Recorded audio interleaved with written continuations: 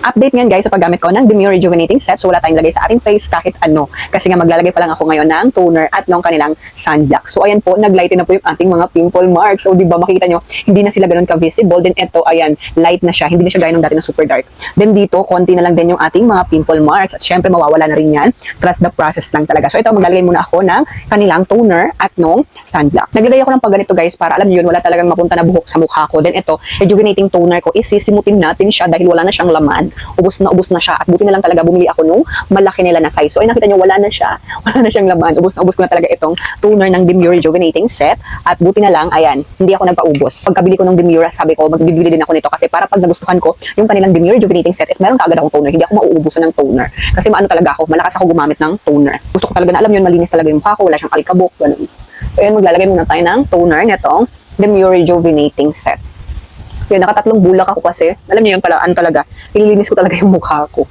Kasi nga, alam niyo yun, pag ano kasi, pag alam niyo na-try niyo na sobrang dami ng pimples niyo, magiging ano na kayo, magiging parang napaka-arte niyo na sa mukha niyo, ganun. Ganun kasi ako eh, simula nung ano, dumami yung pimples ko, yung sobrang ano ko na, arte ko na sa face ko na, parang gusto ko talaga malinis na malinis siya. Ayan, pangalawang ano natin, cotton.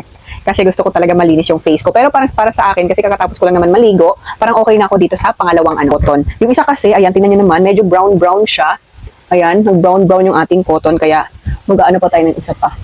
Para malinis talaga yung ating face. Ayan, ang gusto ko kasi dito sa ano, sa Miss Chung, yung Demure nila na rejuvenating set, is wala ka talagang face ganda. Ganun. At totoo talaga yung ano, yung mga review. Kasi ano lang yun, napabili lang talaga ako dahil sa review. Tapos alam niyo yun, ano, pag napapanood ko yung video ni Mr. Ngayon, talaga yung ginagamit niya, yung product niya. Eh ayun, nabudol na ako. So ito, maglalagay muna ako nitong sunblock. Kasi nga, para, alam niyo yun, protected tayo sa araw. Kasi sobrang sikat ng araw for today's video. And lalagay muna tayo ng sunblock. Ayan. Konti lang naman, hindi naman ako nagpapaputi, ayoko namang pumuti, ganun.